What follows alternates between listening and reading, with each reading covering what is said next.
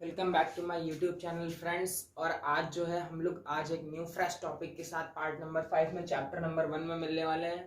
Friends, आज का video start करने से पहले मैं आपसे कुछ बातें करना चाहता हूँ। बात यह है कि अगर आपको मेरे वीडियोस में XYZ अगर आपको कुछ पूछना है तो आप उसको जो है कमेंट सेक्शन में जो है इंक्लूड करके मुझे लिख कर भेजो, ठीक है। और अगर वीडियो में कोई भी प्रॉब्लम आ रही है, वीडियो की क्वालिटी गंदी आ रही है या आवाज आपको नहीं क्लियर आ रही है या ऑल दोस थिंग्स, कोई भी ऐसी चीज या मेरी आवाज तेज है या फास्ट है, तो वो आप कमेंट सेक्शन में मुझे लिखकर जरूर बताओ, ठीक है फ्रेंड्स।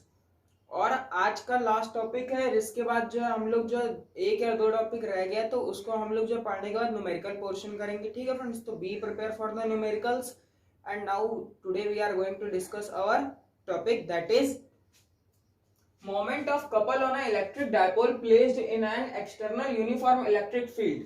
हिंदी में इसको बोलेंगे एक समान बाह्य वैद्युत क्षेत्र में रखे हुए वैद्युत द्विध्रुव पर लगने वाले बल युग्म का आघूर्ण। तो फ्रेंड्स, यहां पर आपने एक चीज देखा, कपल। इंग्लिश में एक वर्ड यूज हुआ है कपल और हिंदी में ये वर्ड इसी को बोलते हैं युग्म।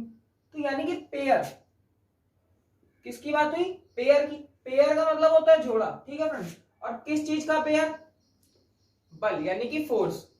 यानी ऐसा कोई सिस्टम जहां पर फोर्स का पेयर एक साथ वर्किंग में आए। ऐसा कोई सिस्टम जहां पर फोर्स का पेयर यानी कि दो फोर्सेस एक साथ काम कर रही हूं, ठीक है फ्रेंड्स। यानी दो फोर्सेस का मतलब यहां पर किस चीज की बात हो रही है? बात हो रही है इलेक्ट्रिक डायपोल की। किसकी बात हो रही है? इलेक्ट्रिक डायपोल यानी वैद्युत द्विध्रुव। यानी जो ये force, pair of force working कर रहा है, ये किस पर वर्किंग कर रहा है? ये वैद्युत द्विध्रुव पर वर्किंग कर रहा है यानी इलेक्ट्रिक डायपोल पर। और ये क्या ट्राई कर रहा है फ्रेंड्स? आप जानते हो एक माइनस का चार्ज होता है और एक प्लस का चार्ज होता है हम लोग के डायपोल में। और डायपोल के बीच की लेंथ क्या होती है? 2L होती है। ये एक कोई थीटा एंगल पर जो है हमारे पास कोई इलेक्ट्रिक डायपोल रखा हुआ है। तो यहाँ पर जो है जब यूनिफॉर्म इलेक्ट्रिक फील्ड में ये चीज रखी होती है इलेक्ट्रिक डायपोल, तो इस पर एक टाइप का जो है आपका कपल यानी कि बल युग्म काम करने लगता है, ऑटोमेटिक वर्किंग में आता है, ठीक है फ्रेंड्स। तो ये जो है एक फोर्स जो है, दोनों फोर्सेस जो है अपोजिट डायरेक्शन में वर्किंग करती है। क्यों? क्योंकि ये जो है ये कोशिश करती है कि ये जो डायपोल आपका थीटा एंगल पर रखा है ना, ये जो आपकी इलेक्ट्रिक फील्ड की डायरेक्शन है ना, यूनिफॉर्म डायरेक्शन, उसकी डायरेक्शन में इसको लाने की कोशिश करता है इस तरीके से रोटेट करके, ठीक है फ्रेंड्स। यानी कि एक बार और समझ लो, कोई भी इलेक्ट्रिक डायपोल है उस पर जो पेयर ऑफ फोर्स वर्क करते हैं यानी कि बलयुग्म काम करता है, तो वो क्या कोशिश करता है कि जो थीटा एंगल पर रखा हुआ है आपका इलेक्ट्रिक डायपोल, इसको जो है इलेक्ट्रिक फील्ड में लाने की कोशिश करता है यानी कि एक समान वैद्युत क्षेत्र में उसको लाने की कोशिश करता है, ठीक है फ्रेंड्स। तो यहाँ पर हमें कुल मिला के क्या कैलकुलेट करना है? हमें कैलकुलेट करना है बल युग्म का आघूर्ण। तो फ्रेंड्स, बल युग्म का आघूर्ण जहां कहीं पर भी हमको कैलकुलेट करना होता है तो उसको हम लोग पहली बात तो टाउ से रिप्रेजेंट करते हैं, ठीक है फ्रेंड्स। टाउ से रिप्रेजेंट करने के बाद टाउ का जो फॉर्मूला होता है वो होता है बल गुणे क्रॉस प्रोडक्ट दोनों बलों के बीच क्रिया रेखाओं के लंबवत दूरी।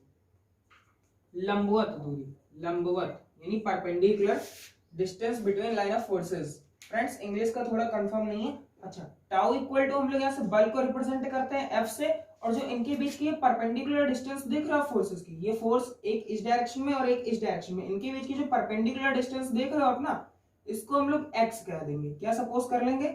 एक्स सपोज कर लेंगे। तो यहाँ से टाउ इज इक्वल टू आपको मिल गया एफ इंटू एक्स। हमने बना दी इक्वेशन 1। हमने क्या बना दी? Equation 1।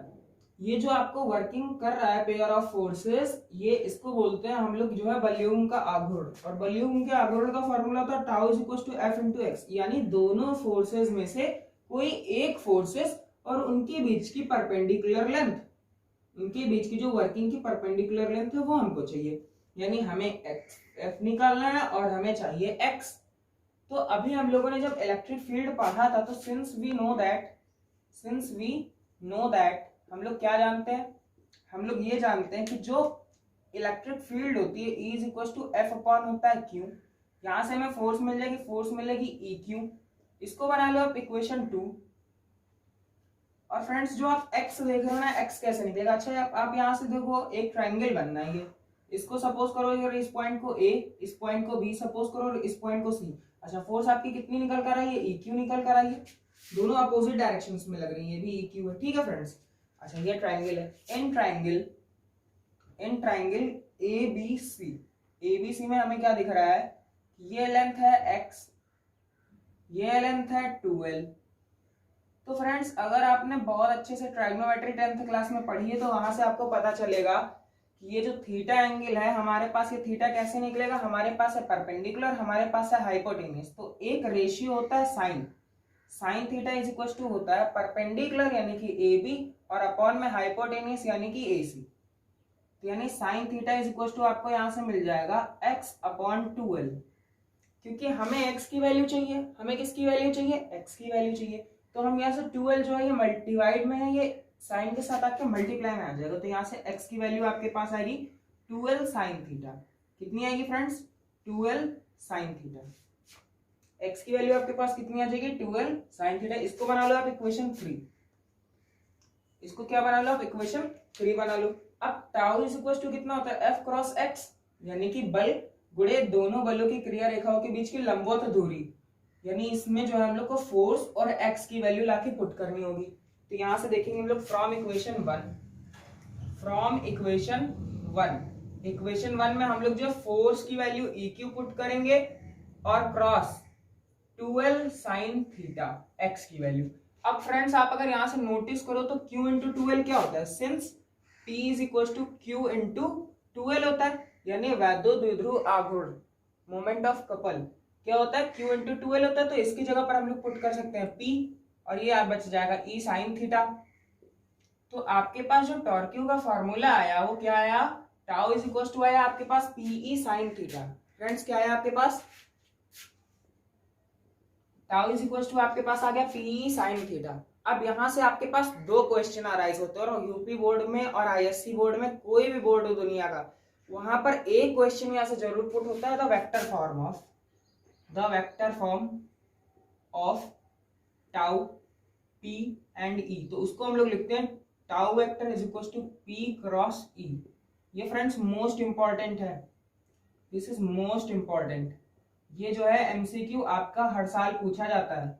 What is the vector form of torque, यानी कि मोमेंट ऑफ कपल का जो वेक्टर फॉर्म होता है, tau vector is equal to p cross e vector. ये मोस्ट इंपॉर्टेंट क्वेश्चन है, 1 नंबर का क्वेश्चन है, हर साल पूछा जाता है। अब यहां से आपको स्पेशल कंडीशंस बनानी होंगी। स्पेशल कंडीशन, स्पेशल कंडीशंस क्या होती हैं, क्योंकि फ्रेंड्स स्पेशल कंडीशंस ये होंगी यहाँ पर, क्योंकि आपका आया थीटा फैक्टर, यहाँ पर कौन सा फैक्टर आया है, थीटा फैक्टर आया है। थीटा फैक्टर का मतलब क्या है कि जब आपका थीटा 0 डिग्री होगा, 0 डिग्री होगा तो साइन थीटा आपका कितना मिलेगा, साइन 0 डिग्री होता है 0, साइन 0 डिग्री कितना होता है, 0 होता है। जब आप इक्वेशन 4 में tau is equal to P E और साइन थीटा की जगह पर 0 पुट करोगे तो टाउ की वैल्यू आएगी मिनिमम। यानी उस समय पर जब थीटा 0 डिग्री होगा, उस समय पर जब थीटा 0 डिग्री होगा तो इस इलेक्ट्रिक डायपोल पर कोई भी कपल ऑफ मोमेंट वर्किंग नहीं करेगा। कपल ऑफ मोमेंट उस समय कितना होगा आपका, 0 होगा। कपल ऑफ मोमेंट आपका उस समय कितना होगा, 0 होगा। और जब थीटा आपका 90 डिग्री होगा तो साइन आपका कितना हो जाता है, साइन आपका हो जाता है साइन 91। और उस समय जो है आपका वर्किंग में जो आएगा कपल ऑफ मोमेंट या बल युग्म का आघूर्ण, वो आपका मैक्सिमम आएगा। वो क्या आएगा, मैक्सिमम आएगा। तब आप साइन 90 रखोगे, पी ई मल्टीप्लाइड बाय 1, यानी टाउ मैक्स इक्वल टू आपको मिलेगा पी ई, पी क्रॉस ई। तो ये फ्रेंड्स आपका आज का टॉपिक था। आज का टॉपिक था आपका moment of couple on an electric dipole placed in an external uniform electric field. ठीक है फ्रेंड्स, तो यहाँ पर से आप फिर से समझ लो, कोई भी जो है फोर्स का पेयर वर्किंग में आता है, जो है उस डायपोल को जो है रोटेट करके इलेक्ट्रिक फील्ड की पोजीशन में जो है लाने की कोशिश करता है, तो उसका फॉर्मूला होता है tau is equal to F cross x. अब f की वैल्यू आपको मिल जाएगी यहाँ से EQ, इस ट्राइंगल के मदद से आपको x की वैल्यू मिलेगी 12 sin थीटा। ठीक है फ्रेंड्स, और यहाँ से जो है जब आप पुट करके इक्वेशन 1 में जो है f की वैल्यू एंड x की वैल्यू पुट करोगे तो आपको मिलेगा EQ multiplied by 12 sin theta. आप जानते हो कि p इज इक्वल टू कितना होता है 12, तो वो आप यहाँ पर पुट कर दोगे। अब ये एक जो इंपॉर्टेंट क्वेश्चन है, ये आपसे जरूर पूछा जाता है हर साल पेपर में कि what is the vector form of tau P and E। तो आपको सीधे से जहां पर दिखेगा tau is equal to P cross E, आप वहां पर टिक कर दोगे और आपका 1 मार्क कंप्लीट हो जाएगा। स्पेशल कंडीशंस क्या है, 2 स्पेशल कंडीशंस है। जब थीटा आपका 0 डिग्री होगा तो साइन 0 की वैल्यू 0 होती है। आप यहां पर लाकर पुट करोगे तो आपकी टाउ मिनिमम की वैल्यू कितनी आएगी, 0 आएगी। और उसके बाद जब आपका थीटा 90 डिग्री होगा तो साइन 90 की वैल्यू होती है 1, आपका टाउ मैक्स यहाँ से कितना मिलेगा, P क्रॉस E मिल जाएगा। ठीक है फ्रेंड्स, तो ये हमारे पास आज का टॉपिक था कपल ऑफ मोमेंट। इसके बाद हम लोग पढ़ने वाले हैं क्वांटाइजेशन ऑफ चार्ज। ठीक है फ्रेंड्स, इसके बाद क्या पढ़ने वाले हम लोग, क्वांटाइजेशन ऑफ चार्ज। तो फ्रेंड्स नेक्स्ट टॉपिक हम लोग के पास क्या था, आवेश का क्वांटीकरण, क्वांटाइजेशन ऑफ चार्ज। तो फ्रेंड इसमें बहुत ज्यादा ब्रीफ में आपको नहीं समझाऊंगा, एक लाइन में समझाऊंगा और बिल्कुल सटीक समझाऊंगा। चार्ज को हम लोग क्यू से रिप्रेजेंट करते हैं। चार्ज को किससे रिप्रेजेंट करते हैं, क्यू से रिप्रेजेंट करते हैं। अब क्यू इज इक्वल टू क्या हम लोग 1 इलेक्ट्रॉन ले सकते हैं, बिल्कुल ले सकते हैं। चार्ज को हम लोग 1 इलेक्ट्रॉन में भी मेजर कर सकते हैं। इलेक्ट्रॉन का मतलब कितना होता है, 1 electron is equal to 1.6 minus का into 10 to the power minus 19 coulomb. यानी कि अगर कहीं पर आपके पास लिखा हुआ है Q is equal to 1 electron, तो आप लिख सकते हो वहां पर Q is equal to 1 multiplied by 1.6 into 10 to the power minus 19 coulomb. That is आपको मिल जाएगा चार्ज का वैल्यू वहां से कितना, 1.6 into 10 to the power minus 19 coulomb. ठीक है फ्रेंड्स, तो इसी तरीके से हम लोग लिख सकते हैं फॉर 2 इलेक्ट्रॉन्स चार्ज की वैल्यू इतनी आ जाएगी, डैश डैश डैश कर दो। For N electrons the value of charge is equal to कितना आएगा आपके पास, वो आएगा आपके पास Q is equal to N E. यानी आपके पास चार्ज की क्वांटिटी कितनी आ गई, Q is equal to N E. And what is N, where N is equals to number of electrons and E is equals to charge on electron। आप जानते हो कितना होता है, 1.6 into 10 to the power minus 19 coulomb. And Q that is charge। तो friends ये आपसे यहां से भी आपसे एक क्वेश्चन पूछा जाता है कि आप बताइए मुझे एक कूलम चार्ज में कितने इलेक्ट्रॉन्स होते हैं। तो आपको कुछ नहीं करना है, full and finally question, Q की वैल्यू कितनी दी होगी आपको, 1 कूलम, एंड आपको नंबर ऑफ इलेक्ट्रॉन्स वहां पर निकाल के दिखा देना। ठीक है फ्रेंड्स, तो that is the quantization of charge. Q is equal to आप 1 इलेक्ट्रॉन लिख सकते हो, Q इज इक्वल टू आप 2 इलेक्ट्रॉन लिख सकते हो। That is why for n electrons we can put the Q is equal to any। That is the formula to use to find out the number of electrons in a particular charge value। that is the formula। और अब हम लोग यहाँ पर क्या करेंगे, हम लोग यहाँ पर एक न्यूमेरिकल प्रॉब्लम सॉल्व करेंगे कि 1 कूलम चार्ज में जो है आपके पास कितने इलेक्ट्रॉन होते हैं। तो फ्रेंड्स हम लोग का क्वेश्चन क्या था, how many electrons in 1 coulomb charge. तो यहाँ से 1 कूलम आवेश में इलेक्ट्रॉन की संख्या बताइए। तो गिवन क्या है, हमको यहाँ पर गिवन है Q is equal to 1 coulomb. To find, क्या फाइंड करना है, N इज इक्वल टू हमें फाइंड करना है number of electrons. Formula use, तो फॉर्मूला यूज हम लोग क्या लगाएंगे, Q is equal to N। हमें फाइंड करना है N, तो N इज इक्वल टू हो जाएगा यहाँ से Q upon E, since all of we know that the charge on electron is 1.6 into 10 to the power minus 19 coulombs. तो friends करेंगे क्या, यहाँ से हम लोग Q की वैल्यू पुट कर देंगे 1 एंड इलेक्ट्रॉन की वैल्यू पुट कर देंगे 1.6 into 10 to the power minus 19 coulomb. And you all know that when the power is going from numerator to denominator or denominator to numerator, the sign of the power is getting changed। तो यहां से जो है आपका जो value है 10 to the power minus 19, इसको आप ऊपर की तरफ भेजोगे यानी कि न्यूमरेटर में भेजोगे, तो ये आपकी पावर हो जाएगी पॉजिटिव डिवाइडेड बाय 1.6। यहां से आपको n निकालना है। Solution friends, I need to solution solve out this. तो यहां से हम लोग इसको लिख सकते हैं 10 into 10 to the power 18, power थी 19, एक 10 को बाहर निकाल लिया मैंने, यहां से इसको लिख लिया 1.6। एंड पॉइंट जब आप हटाते हो तो डेसिमल के बाद जो है जितने प्लेस होते हैं उतने ही जीरो इंक्रीज कर जाते हैं। और यहां से आपका आ गया 100 divided by 16 into 10 to the power 18। जब आप इसको कट करोगे तो यहां से आपको मिलेगा 6.25 into 10 to the power 18 electrons. और फ्रेंड्स आपको एक नंबर यहाँ पर मिल चुका है, you have got 1 number. Friends ये एक ऐसा क्वेश्चन है जो यूपी बोर्ड में ऑल ईयर्स पूछा जाता है, किसी ना एक सेट में पूछा ही जाता है। ये एक इतना मोस्ट इंपॉर्टेंट क्वेश्चन है, इस फॉर्मूले पर बेस्ड, क्वांटाइजेशन ऑफ चार्ज पर बेस्ड एक न्यूमेरिकल 100% पूछा जाता है। और ये फॉर्मूला आपका न्यूमेरिकल्स में यूज ही होता है। ठीक है फ्रेंड्स, तो इसको ध्यान से आप लोग टॉपिक को रिवाइज करो। ठीक है फ्रेंड्स, एक चीज होती है आपकी अध्यारोपण का सिद्धांत। तो अध्यारोपण का सिद्धांत जो है मैं बोलूंगा एक बार थ्योरी में, डायग्राम बनाने की कोई जरूरत नहीं है, आपको नॉर्मली समझ में आ जाएगा। कोई एक चार्ज, उसके साथ जितने चार्जेस हैं, कोई एक चार्ज मान लो फ्रेंड्स ये आपके पास Q1 है, ये आपका Q2 चार्ज, ये आपका Q3 चार्ज और डैश डैश डैश ये आपके पास Qn चार्ज है। ठीक है फ्रेंड्स, तो यहां से यहां तक की दूरी हो जाएगी R12, यहां से यहां तक की दूरी हो जाएगी R13 और यहां से यहां तक की दूरी आप सपोज कर लो R1n। तो यहां पर जो फोर्स एक्ट करेगा वो F12, F13 एंड F1n। ठीक है फ्रेंड्स, तो अध्यारोपण का सिद्धांत ये कहता है कि किसी भी एक आवेश पर अनेक आवेशों द्वारा जो बल कार्यरत होता है वो उनके वेक्टर के योगों के यानी सदिश योगों के योग के बराबर होता है।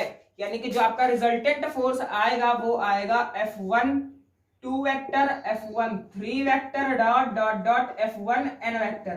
ठीक है फ्रेंड्स, तो अध्यारोपण का सिद्धांत जो है ये कहता है कि जो है किसी भी बहुआवेशित यानी कि जहां पर एक से अधिक आवेश आएंगे तो वहां पर जो बल कार्यरत होंगे तो वहां पर कुल बल जो आएगा वो सभी बलों के सदिश योगों के बराबर होगा।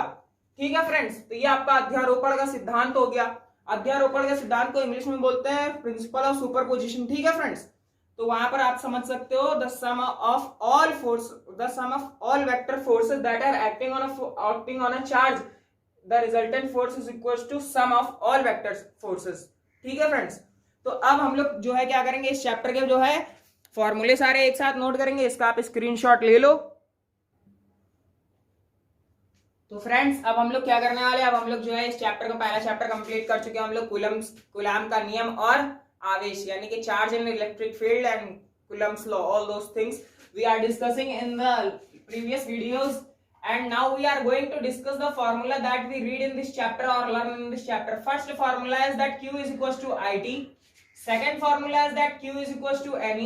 And third one we learned that Coulomb's law. That is really important, that F is equals to 1 upon 4 pi epsilon naught Q1 Q2 divided by R square.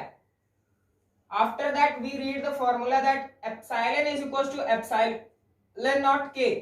After this we read electric field's formula, that is E is equals to F upon Q, and after that we read the formula 6th number, that is E is equals to 1 upon the value of electric field due to point charge. We read that is, यहाँ पर आप और करके लिख सकते हो E directly proportional to 1 upon R square for point charge। यहाँ पर मैं वो भी इंडिकेट कर देता हूँ, पॉइंट चार्ज की वजह से इलेक्ट्रिक फील्ड आती है आपकी, ये फॉर्मूला। इसके बाद हम लोगों ने एक्सियल पोजीशन की वजह से फॉर्मूला निकाला था इलेक्ट्रिक फील्ड की इंटेंसिटी का, that is 2p upon r cube.